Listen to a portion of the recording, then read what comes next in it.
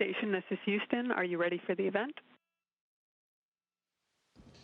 We are ready for the event. CBS News, this is Mission Control Houston. Please call station for a voice check. Station, this is Bill Harwood, CBS News in Florida. How do you read me? Hey, Bill, we have you loud and clear. How you doing today? Hey, we're doing great, and thanks so much for joining us today. And, Shane, going into this 4th of July weekend, my wife asked me a question today, and I was embarrassed I couldn't answer it. She said, can astronauts see fireworks from space? And I looked at my tracking app, and I don't think you'll be over the States Sunday night during that time. But just in general, have you ever heard of astronauts being able to see fireworks from orbit? Yeah, that's a really good question. And Tama and I got to experience that on our last flight when we were here for New Year's Eve. So we did see fireworks all over the world, literally, as we were going around on New Year's Eve. So that was pretty cool. But like you mentioned, we're not going over the U.S. At the correct time this coming Sunday, unfortunately, to see any fireworks. And we'd probably be asleep anyway. It'll be 1 or 2 in the morning up here for us. Yeah, that's what I was looking at. Well, that's cool. That's pretty neat. Are you guys doing anything special for the holidays stateside?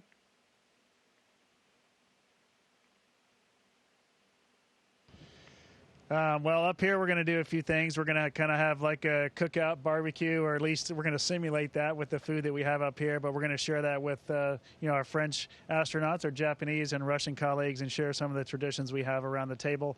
I also get a chance to do a live event on Sunday with a church service from Atlanta, so a gathering there, and that's going to be really special for me to be part of that 4th of July service. Shane, while you got the mic and you were talking about food, Tama indicated in a tweeter on his Instagram page, can't remember which, that he wasn't a very good cook, and he said he was embarrassed to be a Frenchman and have less than stellar culinary skills. So what do you think of his cooking efforts? Oh, don't listen to Tama on that. He's good at everything, so I'm sure in the kitchen is no different. I'm sure of that. Well, look, let me ask you guys a couple of questions about the iRosa EVAs. And the first EVA, when you guys ran into that clearance problem, it wasn't clear to me on the ground anyway that there was a physical interference issue, or if it was just a question of getting familiar with the installation on the mod kit. So tell me just a little bit about how that went. Yeah, it was really special to be part of that series of EVAs. It was very challenging. Went all the way at the end of the space station.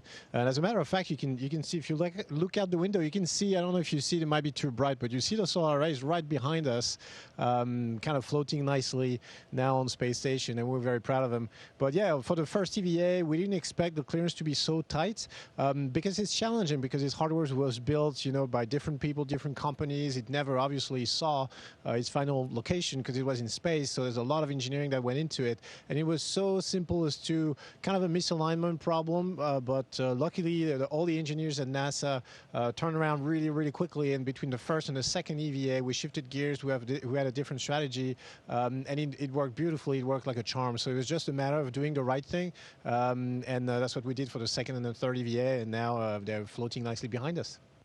Well, obviously, you got 2 more sets of those arrays coming up that'll get installed, I guess, next year. Any lessons learned other than that for the crews that'll install those next EVA, those next solar panels? Yeah, we'll have a lot of lessons for them, and just handling a mast that big, about 750-pound mast that we had to deal with, was very challenging. A bit surprising. We do some virtual reality back home to do some mast handling with things like that, but nothing like the real thing. And Tama and I were, I would say, a bit surprised on the EVAs that we actually handled them on, EVA 1 and EVA 3. It's a really good workout, even though things don't weigh anything in space. It's a workout when you're handling a mast that big and you're moving around and trying to kind of balance the motion of that with, in Tama's case, on the robotic arm, and in my case, just in a foot restraint. So very challenging, and we'll definitely pass back a lot of feedback for the future crews that are going to do this here next year. And Shane, I know you guys don't pay much attention to stats like this, but you're now 11th on the list of most experienced spacewalkers. Does it ever get routine floating out the hatch? From my perspective, no. These 3 EVAs that Tama and I just did, they were our third, fourth, and fifth together. So that was pretty cool. To me, that's a better record than whatever he has mentioned before. But these were really, really challenging. And we've done EVAs together. We've done them, other ones before. But for whatever reason, I don't know if it was the mass that I mentioned earlier, or just the complexity of these EVAs. They were really challenging. So in that respect, it definitely was new to us, new hardware, new team that we were working with. And it was an amazing team, like Tamaj mentioned earlier. We got to accomplish the mission here and get those 2 new solar arrays installed. But it's never easy going outside. It's always hard. But these were just an extra level of complexity and toughness. Yeah, they're really, really neat looking out there. I'm going to shift gears here for a couple of minutes. So I'm sure you guys know Richard Branson's going to be flying a suborbital flight a week from Sunday, and then 9 days later, Jeff Bezos with Blue Origin is going to be going up. I mean, they're not going to orbit, obviously, but it seems like a milestone in the commercial space program anyway. What do you guys think about all that? Is it worth all the attention that's going to get? What kind of how do you view it?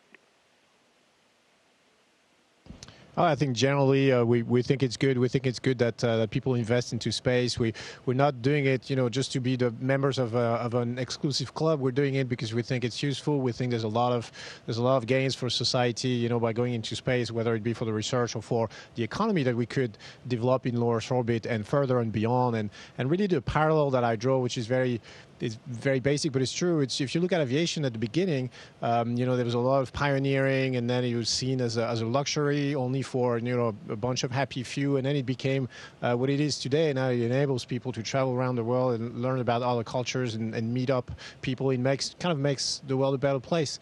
So we're hoping that spaceflight is going to have the same trajectory. We think we're on that path. We think that's what we're trying to do at our level, and the agencies are trying to do. So opening up to public-private partnership and to private enterprise in low Earth orbit. In low Earth orbit is definitely a part of that.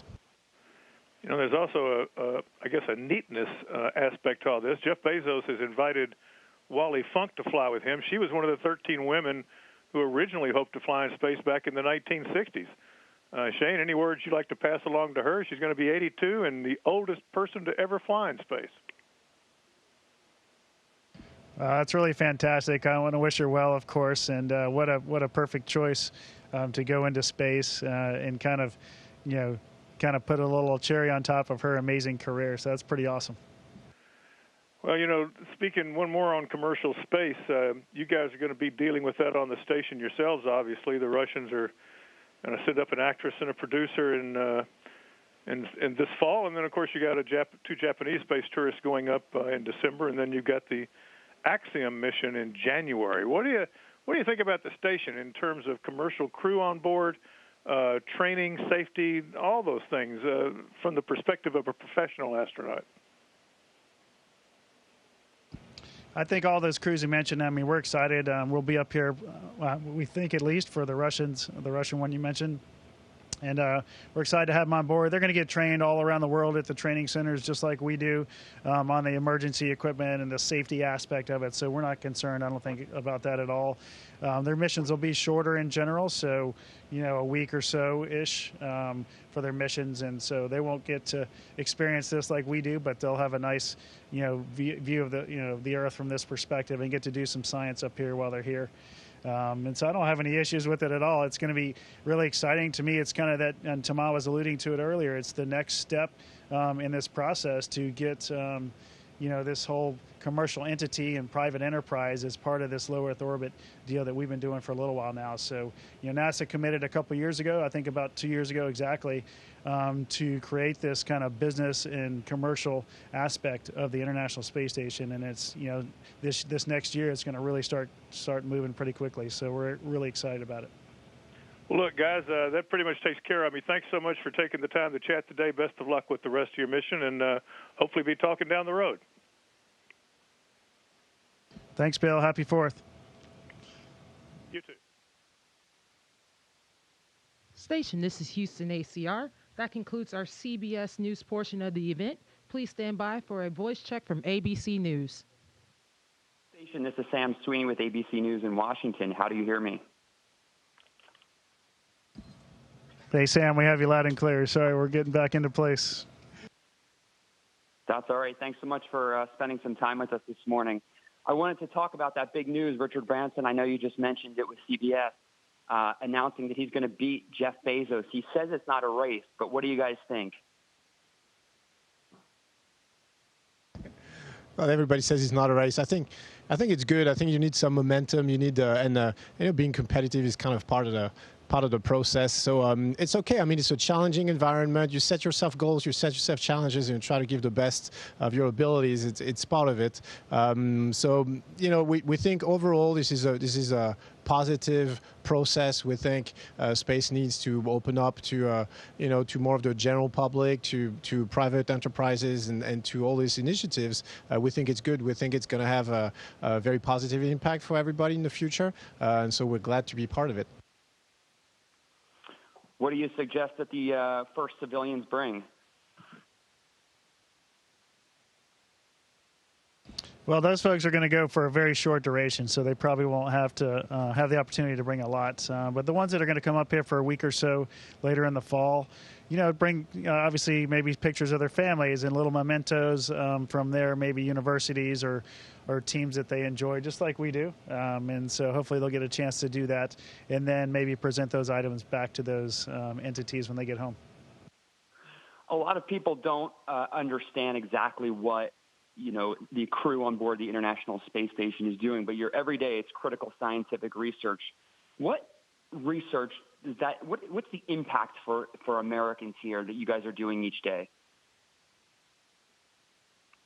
Well, so there's a million experiments that really happen on board the ISS. I mean, recently, what we've been doing in recent weeks, I was working on a muscle experiment on microscopic worms that have actually a lot of DNA in common with human beings, believe it or not. So we're looking at how spaceflight affects their muscle cells, and how to counteract this effect.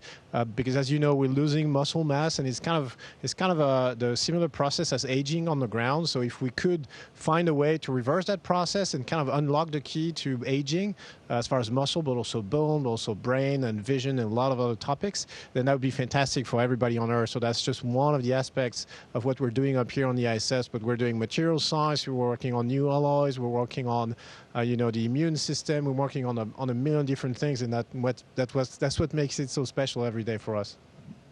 Over the last couple of weeks, UFOs have made major headlines here in the U.S. Navy pilots spotting them on a regular basis, but we haven't gotten any conclusive evidence of where they're coming from or what they are. Have you guys seen anything, or do you have any ideas? No, it's the first I've heard of it.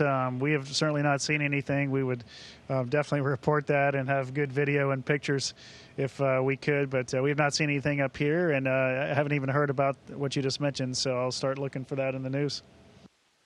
Okay. We have a question from a student, Maeve Gleason in Harrisburg, Pennsylvania, and she has a question about space junk and if it's an issue, if you guys are seeing this increase, and what are your concerns about it? Yeah, it is definitely an issue. It's not an everyday thing. It's not as if we would look out the window and see debris and things floating, because space is so vast, it's so big. But there's going to be one piece of hardware every so many miles or kilometers. It's all being tracked by ground stations on the ground, and if we need to take measures to avoid, if we have a conflicting trajectory, then we would fire our thrusters on the space station and kind of raise our orbit and make sure we don't get into a conflict or anything dangerous for us and for the ship. There's a lot of debris in low Earth orbit, and we need to do better in not creating them and even cleaning up the low Earth orbit. All the space agencies in the world now, they have projects to send up some specific satellites and specific spacecraft to kind of clean up low Earth orbit. But it's good. I mean, it starts by not creating more, and I think now there's a common effort by everybody in the world who launches satellites to try and not create more debris, and that's how it starts. I see a lot of wires, a lot of computer systems. Do you guys have access 24/7 to internet and email, and do you keep up with the news at all? We can't keep up with the news. We do have internet access up here. It's not the greatest, so it's much better than it was 4 years ago when Tama and I were here. So we definitely made some improvements. But we can call home. We have a TV channel that you can stream live, so we could get news or sports or whatever we want in that regard. Typically, we also get TV shows or news shows sent up to us, but they're usually a day behind or so. So we do have some avenues to stay in touch with planet Earth and what's going on. Shane, you were talking earlier about the spacewalk that you did. I know there was an issue with your helmet. What would have happened if you lost that?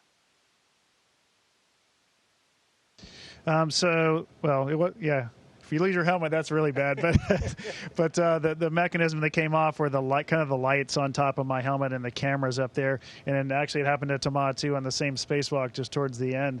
And so it's connected by a string, and so it's not going to go anywhere unless that came undone as well. And if so, obviously that would be some debris out there that we'd have to worry about down the road.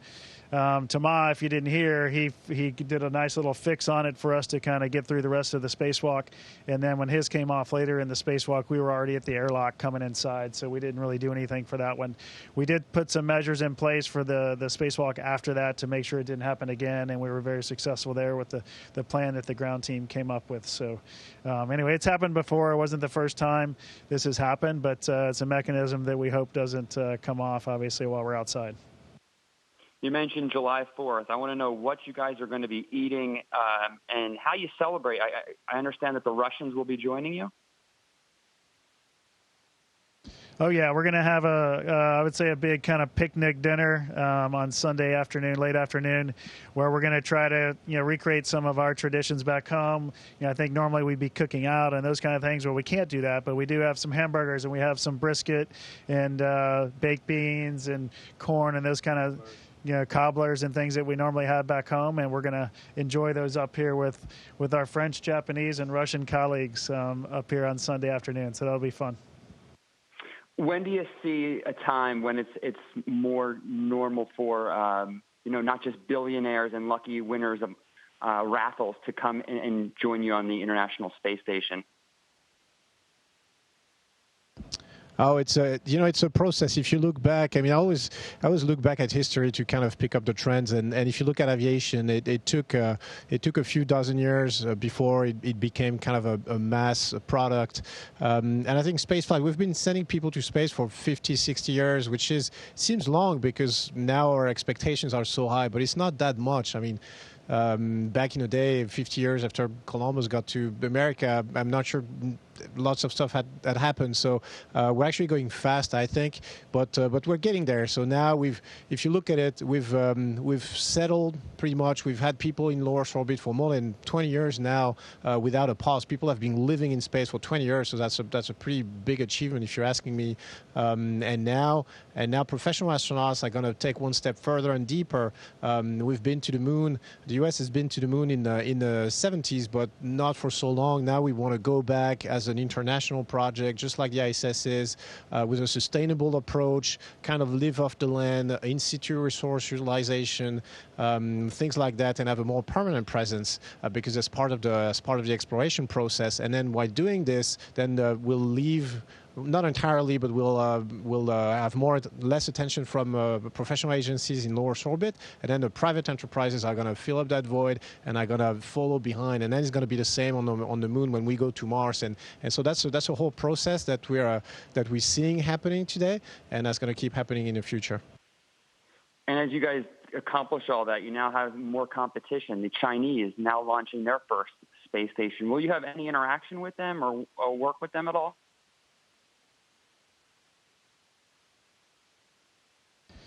We will not have any interaction with them. I think, at least in the U.S., there are laws that prevent us from working with them, unfortunately. But hopefully, one day those barriers will be broken down, and we can all, have a huge partnership as we go explore the solar system.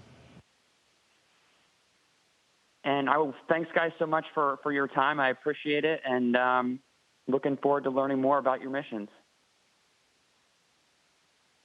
Hey, thanks a lot. It was fun to have you on board the ISS, and happy 4th of July. You too. Enjoy it. Station, this is Houston ACR. That concludes our event. Thank you to all participants from CBS News and ABC News. Station, we are now resuming operational audio communications.